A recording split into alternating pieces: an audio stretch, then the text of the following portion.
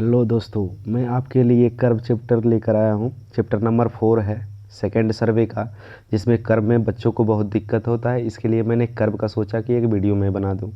तो कर्व सबसे पहले मैं जानूँ कि आखिर कर्व क्या होता है। आप लोगों ने गाड़ी चलाते होंगे तो देखते होंगे जब रोड पे चलते हैं तो हॉरिजॉन्टली रूप से कहीं ना कहीं जब डायरेक्शन चेंज होता है तो आप मुड़ते हैं।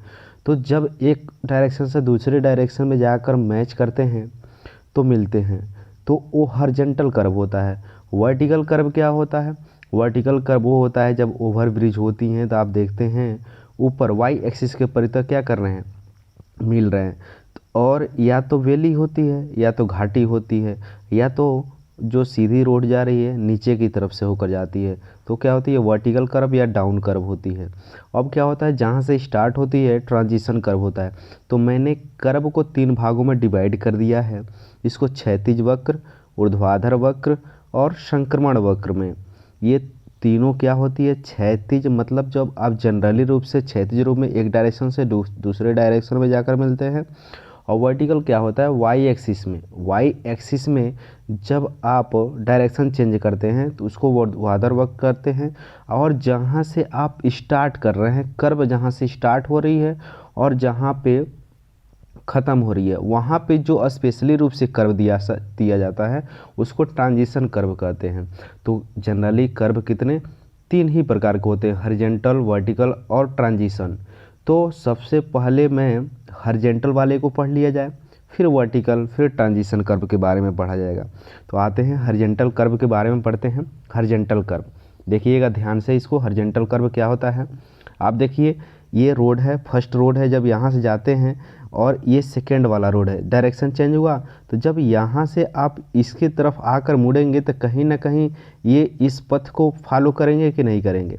तो जब फॉलो करेंगे आप डायरेक्शन में तो ये जो शेप बनता है उसी को क्या बोलते हैं, कर्व बोलते हैं, कर्व बोलते हैं। और कहाँ से, T1 से स्टार्ट हुआ, T2 तक जाकर ख़त्म हुआ। तो T1 पे जब मैंने टेंजेंट लिया, जब T1 पे आप देखिएगा यहाँ पे T1 जो ये रोड है इसको आगे की तरफ बढ़ाया, ऐसे आगे की तरफ, और उसी तरह से T2 वाला पॉइंट को जब यहाँ से मैंने आगे की तरफ ऐसे बढ़ाया तो कहीं ना कहीं जाकर कट करती हैं, ये दोनों लाइनें कट करती हैं। तो इसके बाहर की तरफ जो ये एंगल बनता है इसी को डिफ्लेक्शन एंगल बोलते हैं। और जो अंदर की तरफ बनता है उसको इंटरनल एंगल बोलते हैं। और जो ये टेंजेंट, फर्स्ट नंबर टेंजेंट जो जा रही है पूरी लाइन यहाँ से और यहाँ तक, इसको क्या बोलते हैं, रियर टेंजेंट या पश्च स्पर्श रेखा बोलते हैं। और जो T2 है, T2 यहाँ से लेकर के और यहाँ तक ये जो लाइन है इसको क्या बोलते हैं, फॉरवर्ड टेंजेंट या अग्र स्पर्श रेखा बोलते हैं। ये हो गया। अब क्या होती है, जो फर्स्ट नंबर है टेंजेंट। अब टेंजेंट है, इसका लेंथ हमको पता करना हो, इस टेंजेंट का पूरा लेंथ पता करना हो कितना है, तो इसके लिए फार्मूला क्या होता है, R10 φ/2। फाई कौन सा है, डिफ्लेक्शन एंगल रखा जाता है। ध्यान से सुनिएगा, कौन सा, डिफ्लेक्शन एंगल।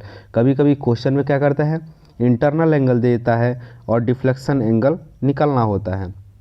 तो क्या करना होता है, 180 में से जब घटाएंगे तब जाकर डिफ्लेक्शन एंगल निकलेगा।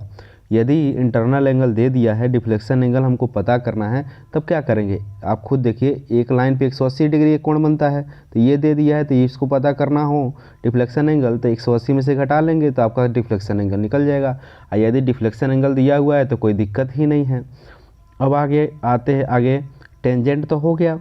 अब मेरा लेंथ ऑफ कर्व है, ये लेंथ ऑफ कर्व अगर इसका निकालना हो पूरा, ये लेंथ ऑफ कर्व कितना है, तो उसके लिए फार्मूला होता है πr/180। कहाँ से, T1 से T2 तक पूरा ये कर्व है, T1 से T2 तक जो ये कर्व है इसका क्या, इसका जब निकालना हो तो πr/180। तो ये मेरा लेंथ ऑफ कर्व भी निकल गया। और जो T1 से T2 तक ये सीधी लाइन जो मिल रही है इसको लॉन्ग कर्ड बोलते हैं, मतलब दीर्घजीवा बोलते हैं। क्या बोलते हैं, दीर्घजीवा। कहाँ से, T1 से T2 तक। तो इसकी यदि लेंथ हमको पता करना हो तो क्या निकालते हैं, 2r sin φ/2। सब में किसका यूज करना है, डिफ्लेक्शन एंगल का। कौन सा, डिफ्लेक्शन एंगल का यूज करना है, 2r sin φ/2। अब ये भी निकल गया, लॉन्ग कॉर्ड भी निकल गया। अब आते हैं मिड ऑर्डिनेट। इस पॉइंट से लेकर के इस पॉइंट के बीच की दूरी को क्या बोलते हैं? मिड ऑर्डिनेट बोलते हैं। मिड ऑर्डिनेट का लेंथ यदि हमको पता करना होता है तो कौन सी फार्मूला यूज करते हैं? आर कोष्टक में 1 माइनस cos 5/2 फार्मूले का यूज करते हैं। तो मेरा मिड ऑर्डिनेट कहाँ से इस पॉइंट तक निकल जाता है, मिड ऑर्डिनेट की लेंथ निकल जाती है। अब आते हैं एपेक्स डिस्टेंस। एपेक्स डिस्टेंस क्या होता है? इस पॉइंट से और यहाँ तक की दूरी को क्या बोलते हैं? अपेक्स डिस्टेंस बोलते हैं, मतलब शिखर चोटी बोलते हैं। इसका लेंथ यदि पता करना होता है तो कैसे निकालेंगे? आर कोष्टक में सेक 5/2 - 1 की फार्मूला यूज करेंगे तो क्या एपेक्स डिस्टेंस आपका निकल गया। आप लगभग इसको समझ गए होंगे। सबका लेंथ, बच्चों को इसमें बहुत ज़्यादा दिक्कत होती है, इसको ध्यान से आप लोग देख लीजिएगा। सबको मैंने अलग अलग, इसीलिए मैंने जिसका जहाँ है उसी का फार्मूला वहीं पे यूज कर दिया है। टेंजेंट का फार्मूला क्या होता है? आर tan 5/2 होता है। लॉन्ग कॉर्ड का फार्मूला क्या होता है? 2r sin 5/2 होता है। एपेक्स डिस्टेंस का फार्मूला क्या होता है? आर सेक 5/2 - 1 होता है। मिड ऑर्डिनेट क्या होती है? मिड ऑर्डिनेट क्या होती है? देखिए, आर 1 माइनस cos 5/2 होती है। लेंथ ऑफ कर्व पता करना हो कौन सा? ये जो है length of curve. Length of curve पता करने के 2 पाई r अपान 180 डिग्री। तो इससे क्या हो जाएगा? हमारा लेंथ ऑफ कर्व पता हो जाएगा। और जो यहाँ से यहाँ तक की है इसको रेडियस बोलते हैं। ये पश्च स्पर्श रेखा है, ये फॉरवर्ड अग्र स्पर्श रेखा है जो T1 से यहाँ तक है। निकल गया।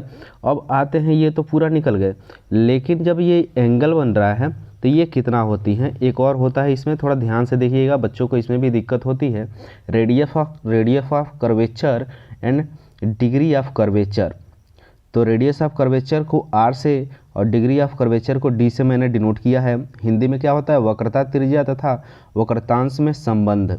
इसके लिए क्या होता है? देखिए, फर्स्ट जो आर्क डिफिनीशन होता है, आर्क डिफिनीशन किसके लिए? 30 मीटर चैन के लिए जब यूज किए। ये जो है यहाँ से यहाँ तक जो कर्व है, यदि चाप है तो क्या होता है? ये चाप है 30 मीटर वाला है। यदि 20 मीटर वाला होगा तभी बताएंगे कितना आएगा। तो ये 30 मीटर का यदि चैन का प्रयोग किए हैं तब कितना आएगा आर्क डिफिनीशन? तो हम जानते हैं चाप बटे एंगल अपान पूरा इसका लेंथ अपान 360 डिग्री होता है बराबर। ये दोनों बराबर होते हैं। फिर इसका कैलकुलेशन किए हैं तो कितना आया है? 1718.87 अपान डी आया। तो इसी को लमसम कितना? r बराबर 1719 अपान डी के बराबर हम लिख लेते हैं। लगभग इसके बराबर आ जाता है। तो आपने देख लिया, रेडियस और डिग्री ऑफ कर्वेचर के बीच में रिलेशन आ गया। 30 मीटर चैन के लिए बहुत ज़्यादा कंपटीशन में पूछता है, इसको ध्यान से आप लोग याद कर लीजिएगा। 30 मीटर चैन के लिए है radius equal to 1719 upon D होता है। इसको क्या कहते हैं? अतः 1 डिग्री के वक्र की त्रिज्या 1719 मीटर होती है। 1 डिग्री के वक्र की त्रिज्या 1719 मीटर होती है। कितने के लिए? 30 मीटर चैन के लिए। यही यदि 20 मीटर चैन के लिए कहे तो 20 मीटर चैन के लिए कहे तो 20 मीटर चैन का जब यूज करते हैं तो वही वाला फार्मूला फिर से 20 अपान डी 2 पाई r अपान 360 डिग्री। फिर इसका कैलकुलेशन करेंगे, कितना आएगा? 1146 अपान डी। तो ये डी क्या है? डिग्री ऑफ कर्वेचर है, ये रेडियस है। अब आते हैं कॉर्ड डिफिनीशन। कॉर्ड डिफिनीशन के लिए अगले वीडियो में बताएंगे। वीडियो देखने के लिए थैंक यू।